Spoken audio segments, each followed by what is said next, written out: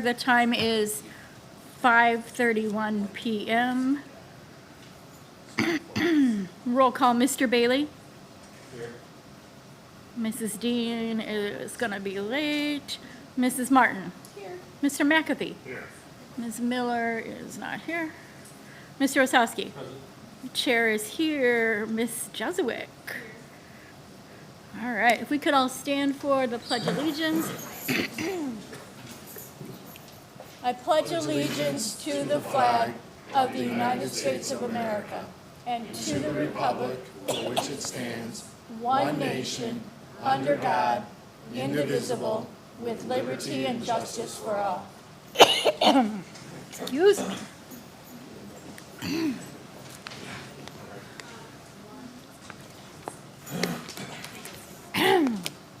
Sorry, got a little froggy in my throat.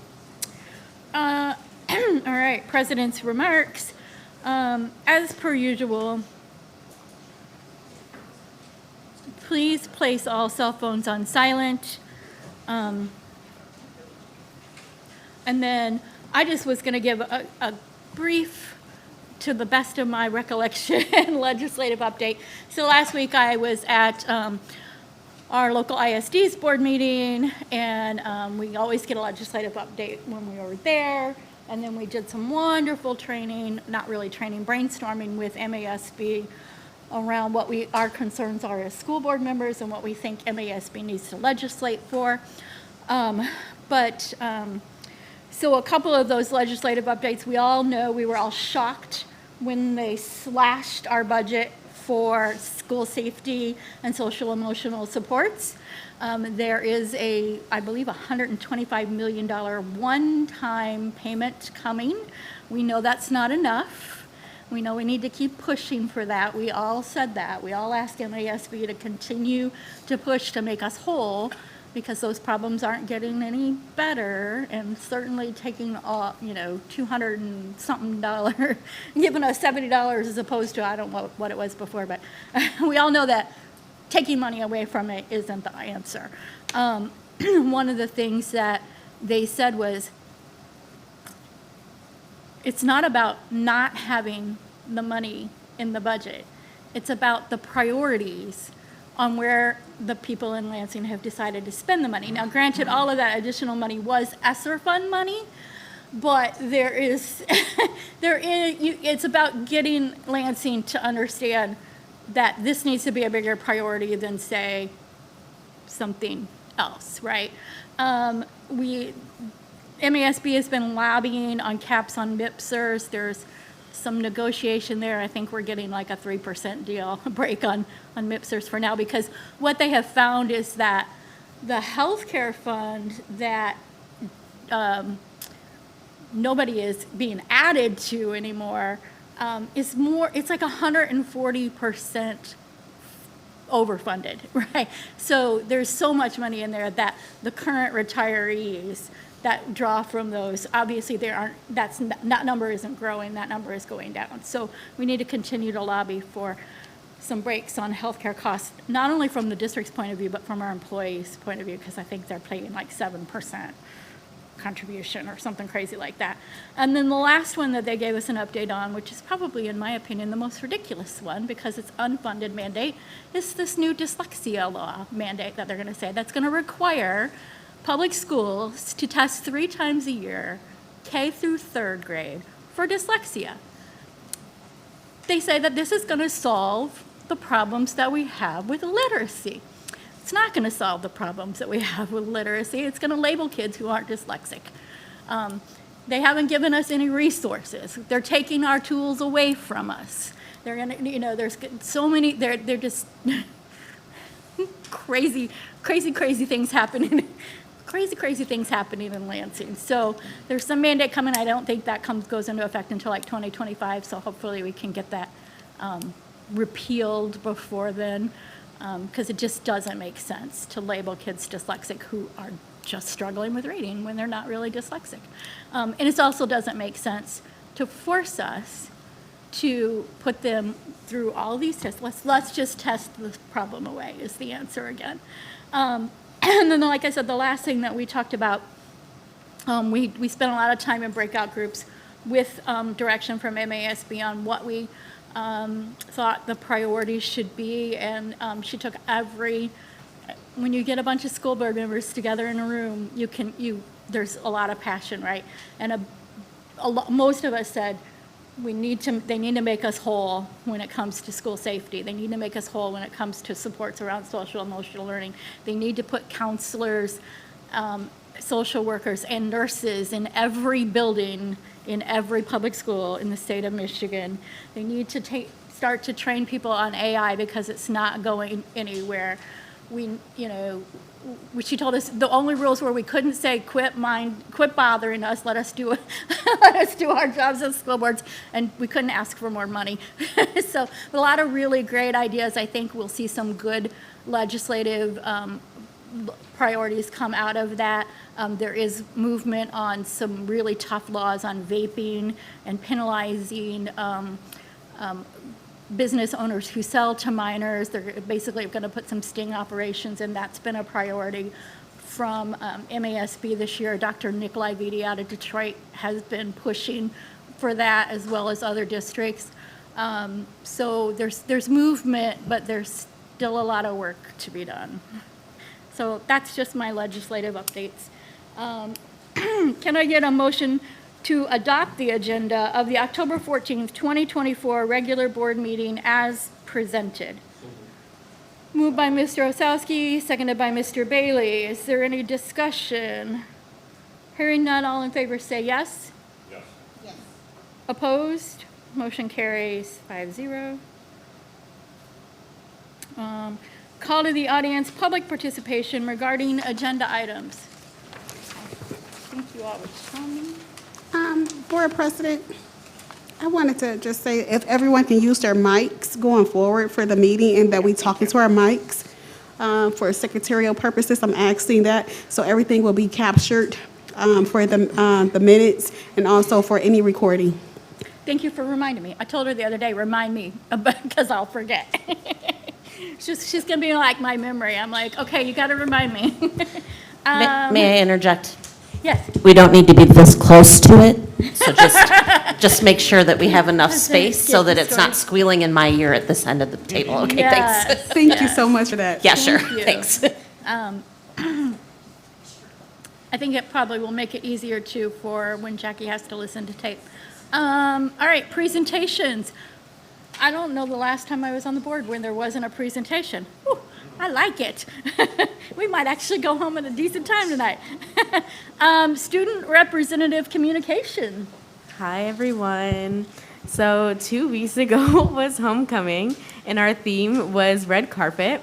And then our homecoming king was Derek Tavaletti, and our homecoming queen was Ariana Jones, and you'll see them in the brag book later on.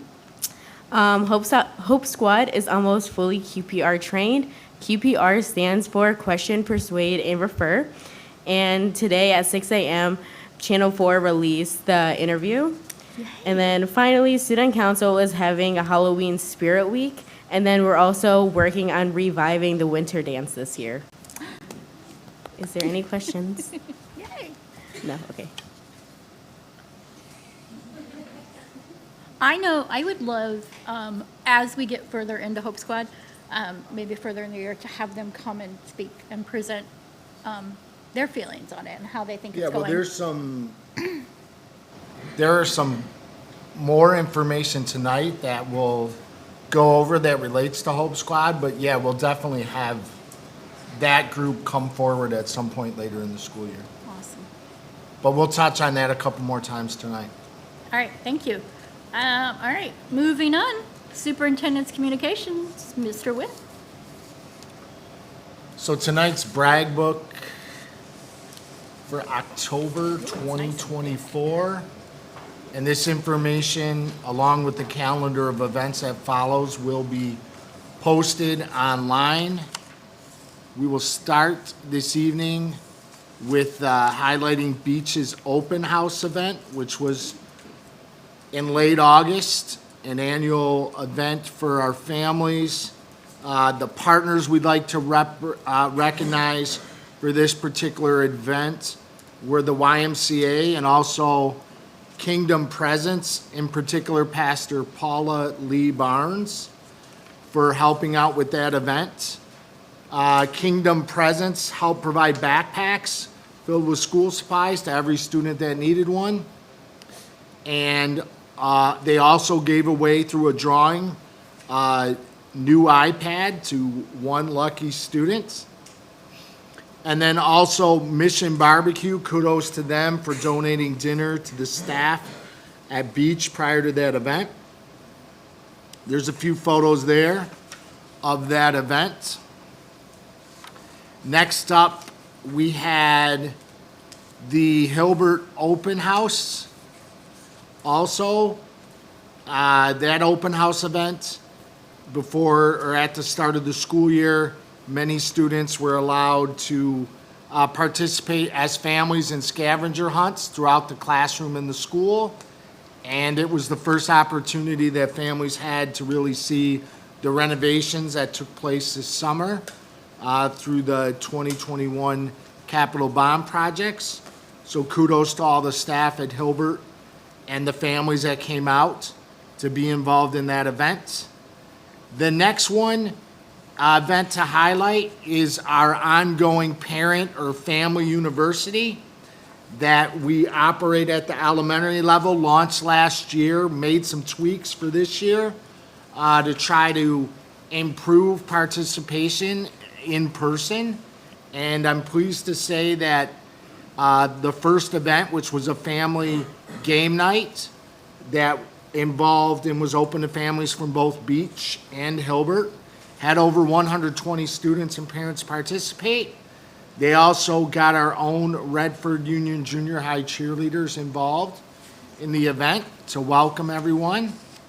And a meal was provided and everything else for those families. I think this time around we went with Little Caesars pizzas. So just wanted to highlight that joint event at the elementary level. So thanks to Jill Birch and Melissa Nickel for coordinating that event. Next up, at Redford Union Junior High School, the junior high, to start the school year, had a number of grade level meetings at each of the grade levels, so 7th, 8th, and 9th grade. And those started on the second day of school. They also had a 9th grade orientation that was well attended both in person and also viewed over 300 times on Facebook. That school-wide open house and meet and greet for all 7th through 9th grade families also took place, gave the parents the opportunity to walk through their students' schedule, to meet their teachers, and see the spaces their students would learn in on a daily basis at school. Also, on Wednesday, October 9th, Mrs. Jaramillo, the 9th grade student success coordinator, and Mrs. Rancour, our 9th and 10th grade counselor, went into each of the 9th grade world history classes to talk to our 9th graders about the importance of grades, the high school transcripts, and also to encourage each and every one of those students to complete the 9th grade graduation pledge. So thank you to all involved with those events at the junior high school, and there's some pictures that follow, I think, of the visits to the class and students sitting there with their completed graduation pledges. Next up at the high school, we'd like to highlight the past event on September 15th, where our Lady Panthers flag football team had the opportunity to compete at halftime at Ford Field during the Lions versus Buccaneers football game.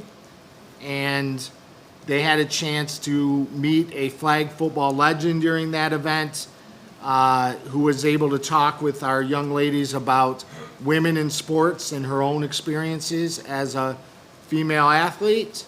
So kudos to those young ladies, and there's a couple pictures there from their time at Ford Field. Next up, Homecoming 2024. There's our king and queen, the previously mentioned. There are our cheerleaders.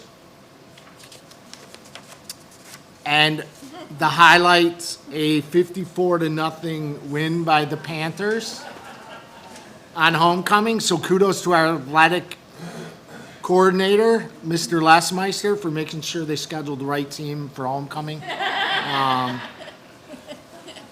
It's always great when all the students get to get involved on a night like that. Next up at the high school, we'd also like to highlight their annual partnership, which on Tuesday, October 8th, marked the first of 3 blood drives this school year that our high school is committed to in a partnership with the American Red Cross. So thank you to all those involved there. Next up, on Wednesday, September 11th, in our day treatment program, the parents and families were welcomed for their annual open house at Keeler, and there's some pictures there of that event. Also, at the day treatment program, the students have been enjoying a crafting class during their PBIS club time. And here's some pictures here of one of their many projects. As we're in the fall season, the Mason Jar Pumpkin Projects. And there's some pictures of some students there along with their creations. Very talented creations there through that project. Next up, also highlighting at the Keeler Day Treatment Program on the county, they did do a school-wide SEL day to try to encourage those kids to want to be there on count day. The staff prepared walking tacos for all the students, and they played school-wide bingo game. So kudos to everyone involved on our staff at Keeler for that. And then honestly, this is like a huge highlight. Andre Marable here at Veritas. You never know when you might have to act to save someone's life, but Andre acted quickly, fortunately, for our own Katie Jane. And when she was choking at lunch, performed the Heimlich. And so thank you to Andre for being a hero when it mattered most. And everybody who knows Andre knows he regularly goes above and beyond, but I know Mrs. Jane in particular. And when I read it this morning, I said, Jackie, did you know that happened? But kudos to Andre, because we all know how valuable Mrs. Jane is to our entire program, as well as to her family.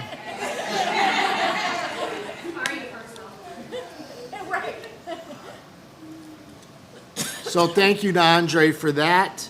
On the SEL side, and this is one of those first places where we're touching on this, and because we didn't have some presentations tonight, we're going to have an opportunity here, hopefully in a minute, to feature more. But there was September coinciding with our launch of Hope Squad. It just happened to be that September was also Suicide Awareness Month, so it coincided well with that. There's some highlights there of some of the activities that have been taking place or took place last month in September in recognition of Suicide Awareness Month. But it also was an excellent month, an opportunity to launch our Hope Squad at the secondary campus with Hope Week 2024. There's some photos there from those efforts on the next few pages. They even got to have root beer floats. It's outstanding. Must have missed my invite on that day. But just pictures there from the different events that they've been doing to launch the Hope Squad, as we've both trained students and gained some very good publicity for launching the program. And actually, I think that's what we'll do next, is we've had an opportunity, 2 different opportunities, where our students both on Channel 7 News, and then most recently this morning, Channel 4 News aired a story about our Hope Squad. And so if it's possible, I'd like to see if we could play those videos.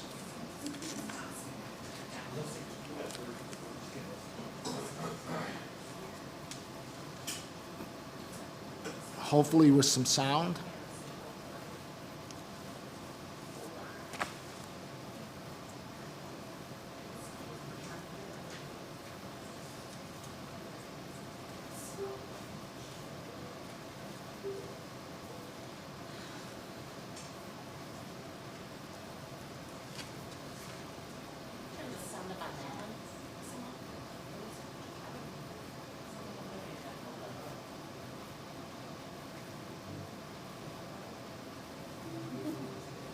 According to the CDC, more than 10% of teens have contemplated suicide, and the reasons run the gamut from social anxiety, bullying, depression. Yes, and part of the problem is many feel that they don't have anyone to talk to about how they are feeling. But as Nick Monticelli shows us this morning, there is a new program in the Redford Union School District that's trying to fix that. What's up, y'all? Hope Squad is a peer-to-peer suicide prevention program. When is the last time you heard high school students talking about mental health with their friends? We're trying to be a safe outlet for students to go to if they're dealing with mental health issues. There's a good chance that answer is never, which is exactly what the Hope Squad in Redford Union High School is trying to fix. Alicia, Antonio, and Tyler are just 3 members of this help group, now specially trained to be a peer resource for their friends. I think Hope Squad is really needs to be in most schools because the fact that a lot of students aren't really comfortable with talking to their trusted adults or anything like that. When I was in high school, we didn't talk about mental health. You were ashamed to talk about whatever feelings or emotions you had. Is that changing, or is that what you're trying to change? I feel like that's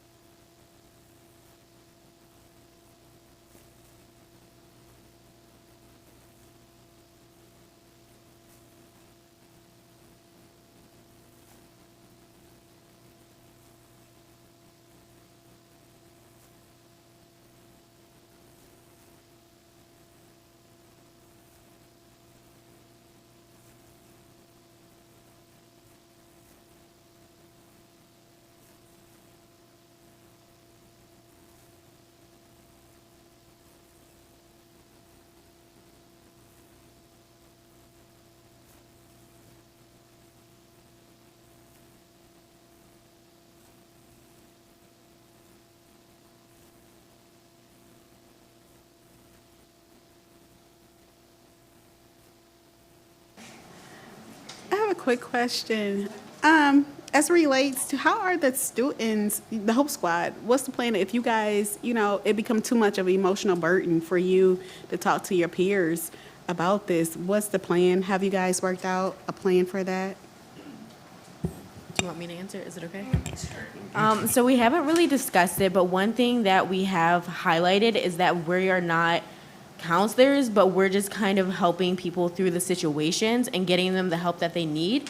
And then one thing that Ms. Adolfo has highlighted is that after like every single time that you've helped someone, if you're feeling really stressed out or feeling that like heaviness, Yeah. that you can go to her or any of our advisors and kind of just debrief and get that off your chest and say how you're feeling about the whole situation.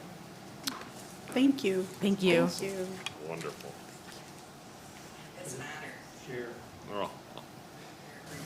Mr. Bailey, Who's in charge of this? if you could push your button. Thank you, please. So who's in charge of this?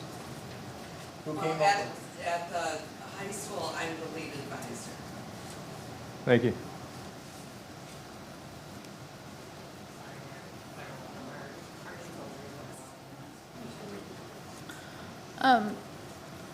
So there is another link. There is another link to the story by Channel 7, which ran earlier in September. So we can get that sent out. But it was along the same lines. I actually think the piece that ran today was even better than the first piece, and I thought the first piece was very good as well. So kudos to everyone involved with moving that program forward. And obviously for not only the adult staff involved, for the students who have stepped up and been willing to put themselves out there to be student leaders for their other students on a very sensitive topic. So kudos to all involved there. And it's nice to see our district highlighted for really taking a lead, at least as far as a peer-to-peer programming goes in that area. Also, the calendar of events is available right there. Some of the biggest highlights are upcoming parent-teacher conferences at each level, and also some upcoming district-wide PD days in early November, and then different events around the holiday breaks that are identified on there as we very quickly move out of summer, unfortunately. And although we've had a nice start to fall, I think Michigan weather is starting to come back. So we will make sure this calendar of events is highlighted and included on our website. Two other events though I want to highlight because they're coming up real quick. Hilbert's Trunk or Treat on October 18th, and Beach Elementary's Trunk or Treat coming up on October 25th.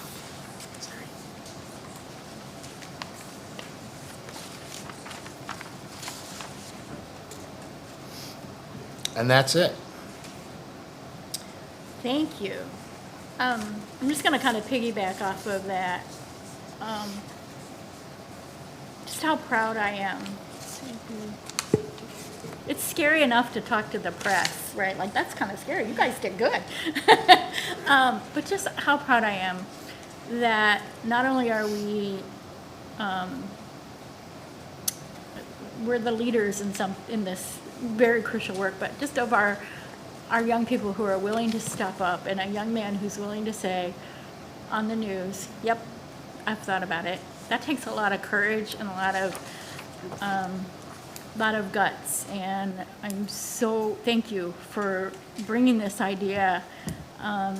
When you hear those numbers, I don't think we realize as a community and as a country how significant those numbers are. You know, you don't think about that, right? How many young people are contemplating it. I was shocked when Brian Galdis came and gave us those numbers. It's kind of becoming my new passion to help change it. So anything that we can do as a board and I can do personally to help this program along, please, please, please, please let us know. Yes, I would like to also say, because for me, this is truly dear. My little cousin on 9/20, he tried to commit suicide in school. In school. So I really want to thank you for stepping up and taking this on and championing this. Thank you.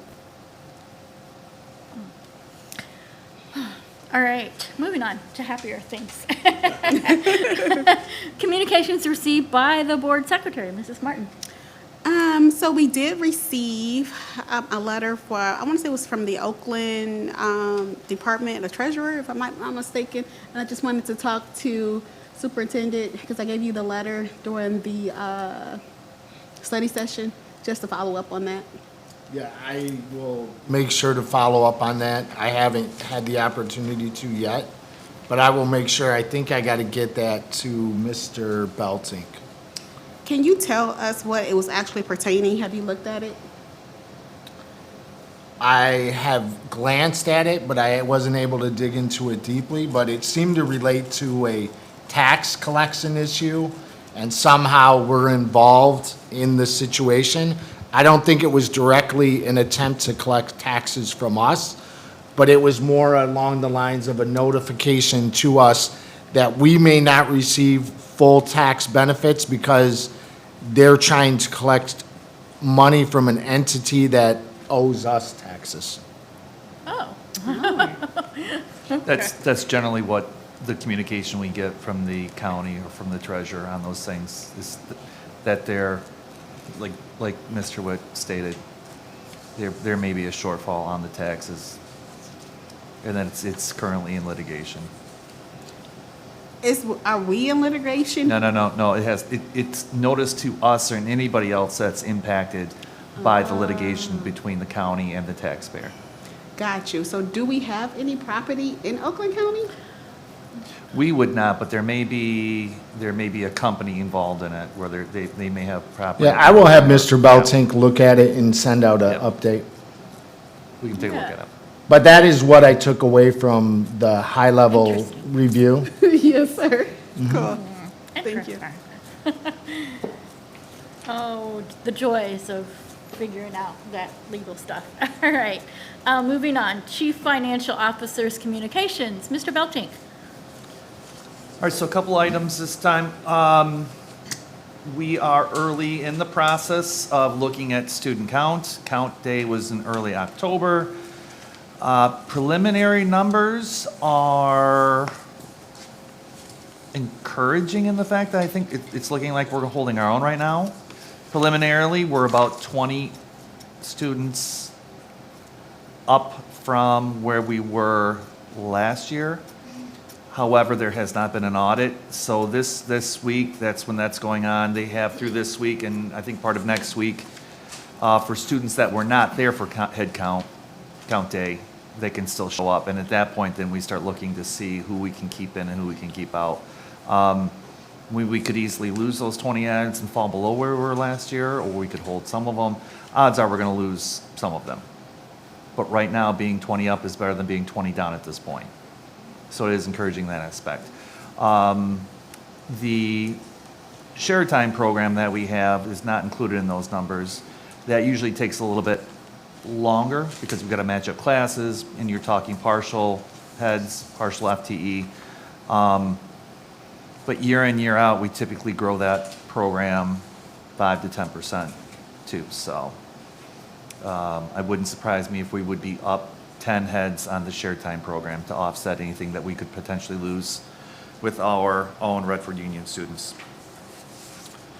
The second part was last Thursday, I attended the Mazel meeting. The Mazel is our insurance group that we're in with numerous other school districts throughout the state of Michigan, and they have a financial presentation that they do each quarter. The trust is invested heavily And so it's more so from an investment standpoint, they walk through the things that are going in the economy, but I thought it was a really good presentation, and that these things all impact us and impact us as a school district as well. So you guys got some of the highlights from that. Currently, and these numbers are typically through September, either August or September of 2024. Unemployment rate currently is at 4.1, down slightly from the previous quarter. Most economists consider 4% to be full employment. The 4% is typically people that are in between, they're transitory in between jobs.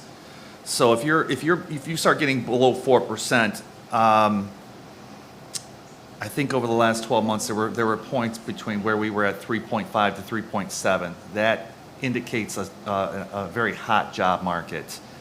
And in those cases, you tend to see more inflation like we have seen, where people are needing, people are stealing, people are paying over market. You see those types of things. So that range of where we're at, 4.1 to 4.3, is kind of a sweet spot for the economy. They're predicting over the next 3 years for that to hover somewhere between 4.2 to 4.4. So that situation is sitting well. Inflation through August of 2024 is sitting at about 2.5% as a year-over-year analysis. And what's driving a lot of that at this point is what they call shelter inflation. Housing is at 5.2% annualized clip. So if you're buying a house, if you're paying rent, those rates are increasing at a 5% year-over-year clip. And that's driving a lot of the 2.5. If you take the shelter component out, things have settled down quite a bit. Your food and your other aspects that make up the inflation index are well below 2% at that point. So that has, thank God, settled down. GDP growth, gross domestic product. So that's the value of all goods and services produced in our country over the year. They're projecting it at 3.1%, fairly close to our historical 70-year average. A big part of the GDP growth is our own personal spending, what you and I spend on a daily basis. And there was a point during the pandemic where that dipped heavily down. We're now up above pre-pandemic levels, and that is driving the GDP growth, which they're predicting a 2% growth over the next 2 years. Anywhere between 3 is solid, 2 is still good. Any growth in that 2 to 3% rate is considered, you're moving forward, you're doing okay. You're never going to see 4% in this country. You're just not going to see it. So that 2 to 3% GDP growth rate is a solid economic number. And then finally, the number a lot of people look at, our Fed funds rate. Everybody knows in September that was the big news. The Feds dropped the rate 0.5% as part of their overall inflation plan. They're looking for another 2 additional cuts through the end of 2024. They're predicting an average of a quarter point. So by the end of the year, another 0.5%. So that would put that at 1% this year. They're thinking 2025 is going to be another 4 cuts for another 1%. They're projecting that they're going to get it down to about 2.9% by the end of the year of 2026. Just to put that in perspective, we were here, I remember talking about this back in March of 2022. The Fed rate was effectively 0%, right? I think it was a fraction of a percentage over 1%. By the time we hit July of 2023, that was up to 5.3%. There was it was almost routine. Every 2 months, they were popping it up a quarter or more. Currently, we're about 4.83%. So we see the rates coming down. I don't see it getting much below 2.9. I guess it always depends on where we're going to be at overall. But I would say this, at this point, right now where we're at, we're kind of in that sweet spot. I think we've avoided the recession. Growth is steady and slow, and I think the employment rate is in a nice area. So at the bottom, what does this mean for Redford schools? Strong housing prices should continue to drive higher revenues for us, local and county millage. It's a good thing to a certain degree for us. Stable inflation, stable labor markets result in stable and predictable costs for the district on a day-to-day basis. Reduce interest costs for future borrowing, and stable tax revenue streams for local, state, and federal government. If the economy's churning, if they're collecting taxes, and we're the beneficiary of those. So that was the takeaway from it, and I wanted to share that with you guys. Thank you. All right, moving on. Executive Director of Human Resources and Labor Relations Communications, Mrs. Nachman. I have nothing this evening. Ooh, you're welcome. Good job. Executive Director of Curriculum and Technology Communications, Mrs. Crenshaw. So, should unmute. Get closer. Let me get close. No, I won't do that to you all. So we're finishing up testing this week, is our last week of NWEA testing. Our new ELA curriculum is out and running, and sounds like staff is getting their hands into it and really starting to enjoy some of the features of it. So we have some more PD coming up on those things in our PD days.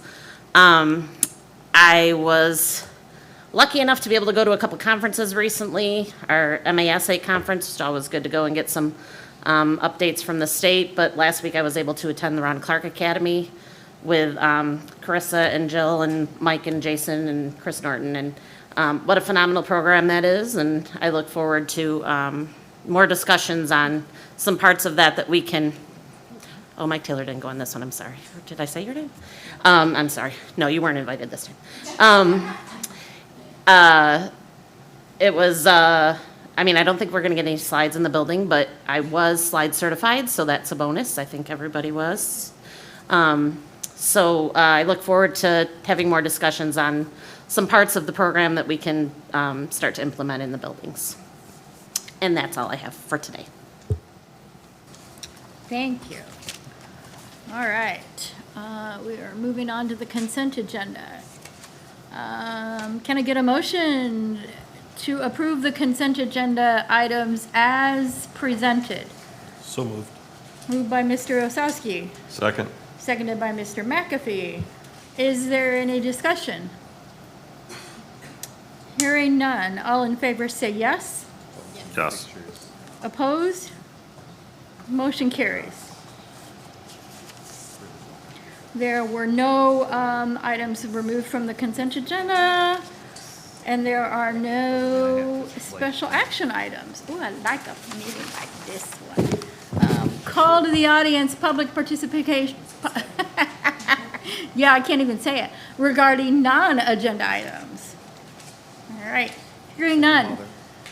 Superintendent's remarks. No more this evening? Awesome.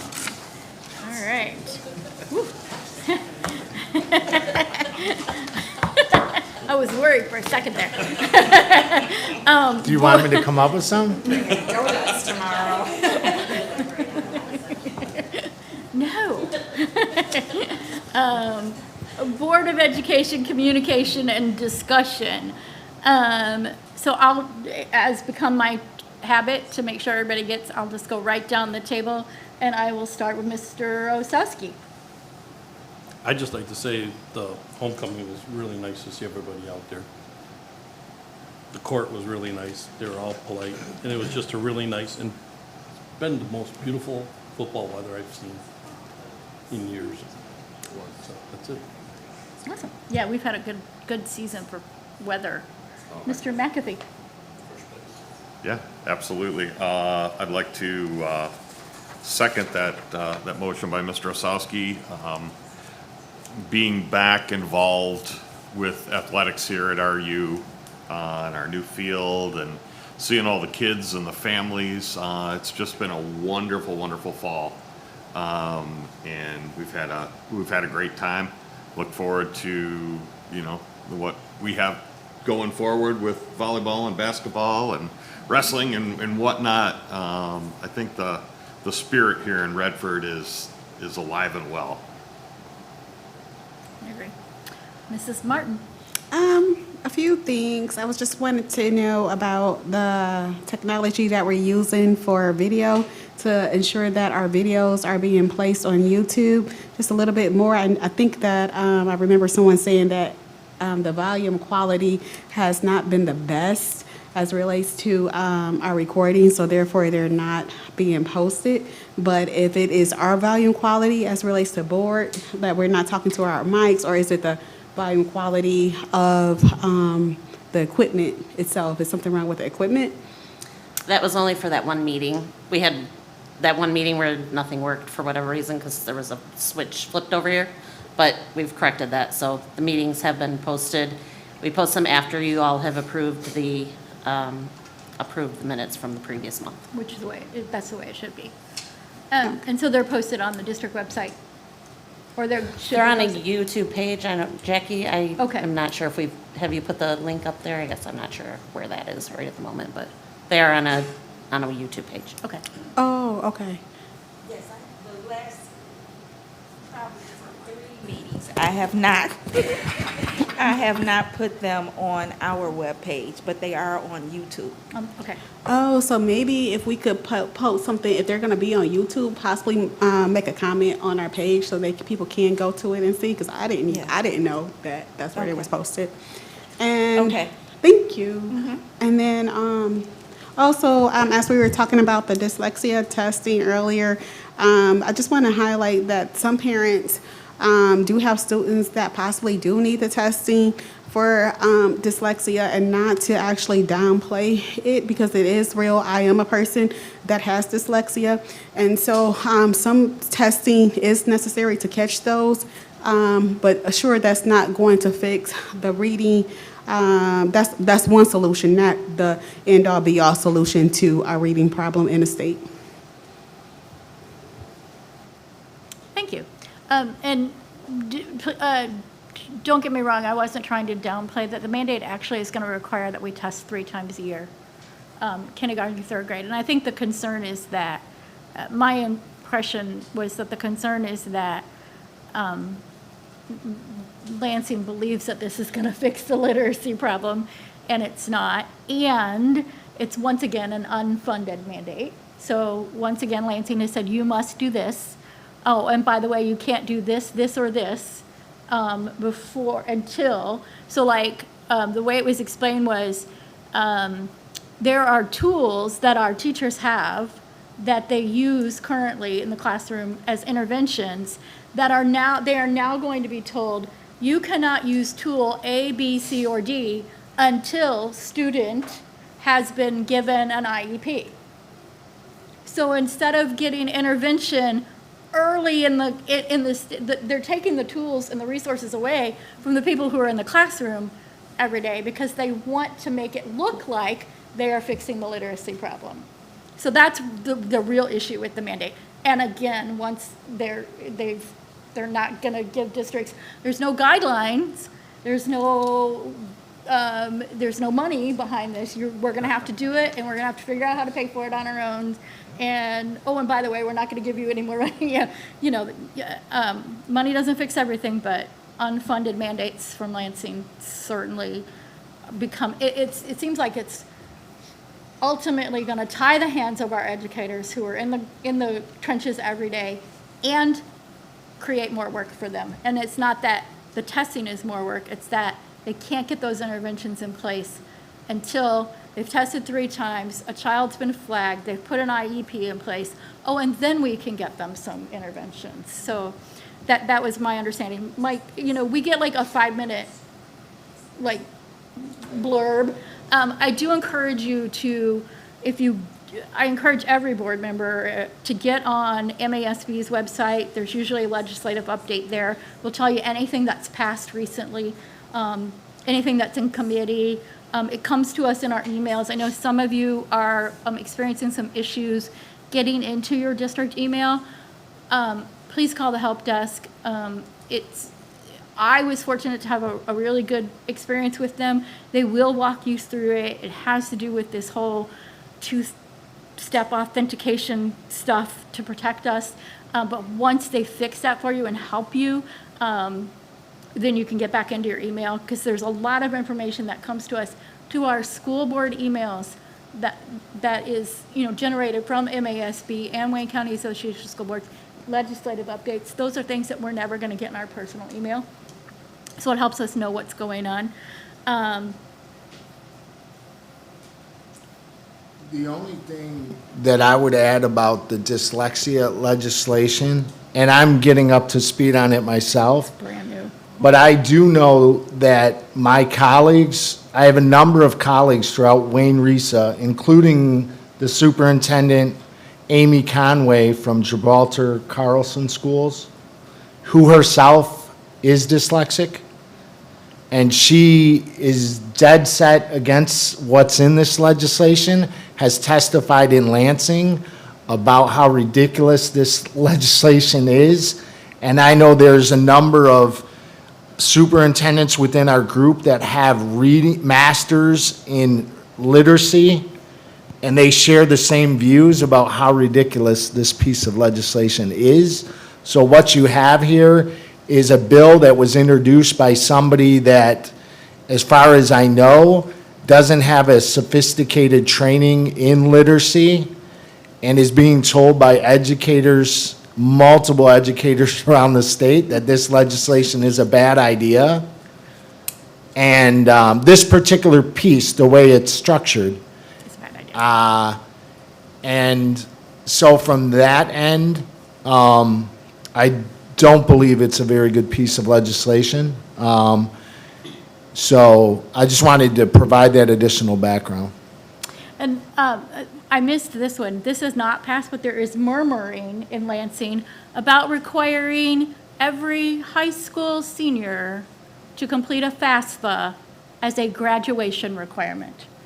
And that, I'm like, okay. Mike's like, we're like, and educators across the state are saying, we can't get parents to fill out emergency contacts. And then they'll put, like, there's talk about this. It's another one of those where we all just kind of rolled our eyes and said, oh, please don't let them pass something like this, because first of all, not every kid is planning on going to college, and we shouldn't, while the FAFSA is important, especially, for college-bound kids, if you're a CTE kid, you have no intention of going to college, you don't need to file a FAFSA. And it would be another unfunded mandate. And like I said, our administrators across the state are speaking to legislators and saying, we're not able to get them to fill out permission slips, and how are we going to get parents to complete a FAFSA? So it's probably going to die in-house, but in committee, but there could be some more, silliness coming out of Lansing. So, Lord, save us. Can I add one other thing about the dyslexia thing? Yes. Our new reading series with Amira does have a dyslexia screener included in the program, and we can give it 3 times a year. So should this legislation go through, we are a little bit ahead of the game. Yeah, Look at us go. It's Redford actually, Union, it's passed leading into the way. law. It's passed into Write law it down. already. Yeah. On a calendar.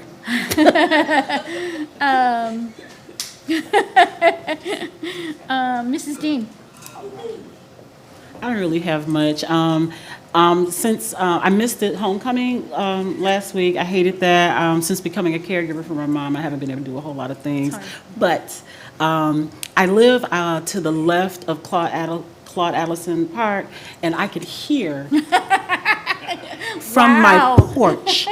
It was so live. It was fire. I was like, okay, I need to get up there, and it was amazing. And just being a resident here, it just made me feel so good. I just wanted to say that. Yeah, I think I read an article. I think it was sent out to us, all of us, that somebody had written in the Observer that called our football field the Taj Mahal of small town football fields. For sure. But they also said, the person who wrote the article said that our greatest asset is our community, and that our new stadium embraces that with our open areas. So we're getting some kudos. It's really nice to have a field that fits our winning team. I think we're going to get a playoff game, we're hoping. I think, who do we have to beat, Mike, to get the playoff game at home?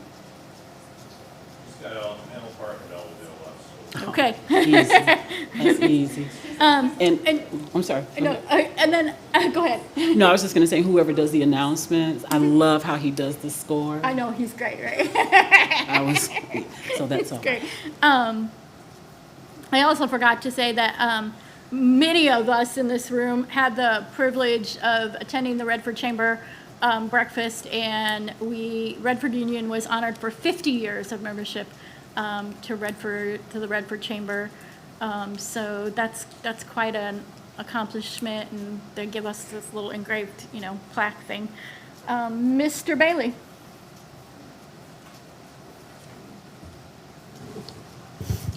So I had an opportunity to tour Redford Union the other day, and I see all these potential opportunities for attracting people, which means that it's a possible way of fundraising for operations within the school.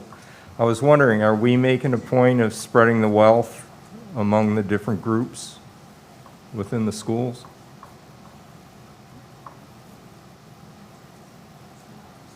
I'm not sure I understand the question.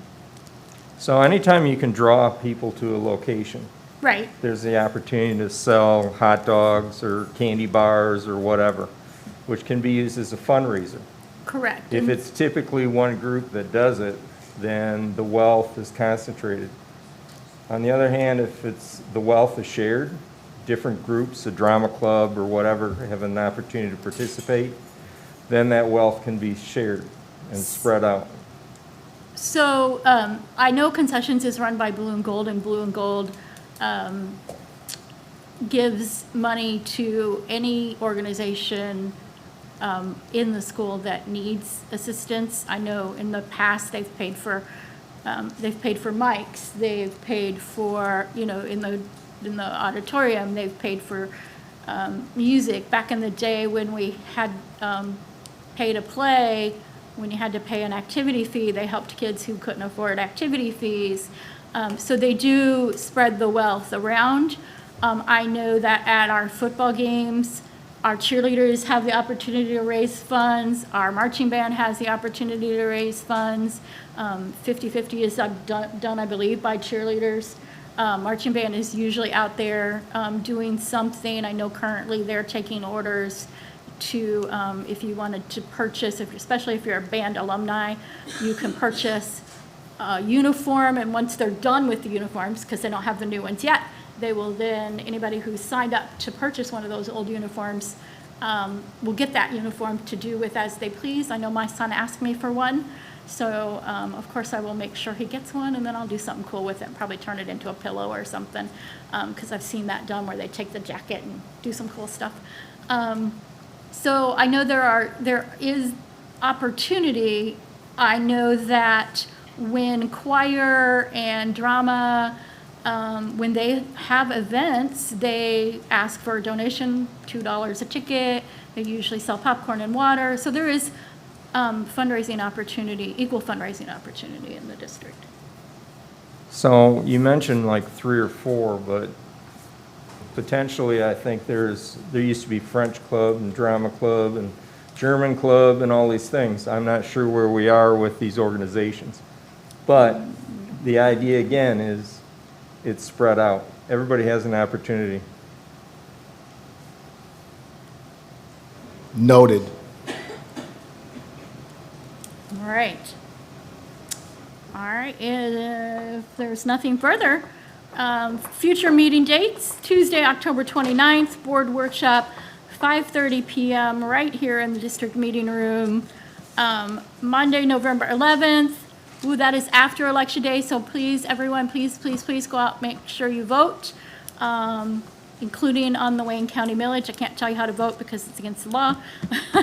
But Monday, November 11th, 2024, regular meeting, 5:30, again here in the district meeting room.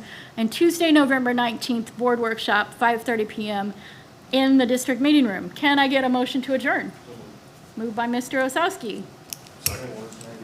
Seconded by Mr. McAfee. Is there any discussion? Hearing none, all in favor say yes. Opposed? Motion carries. The time is 6:32 PM.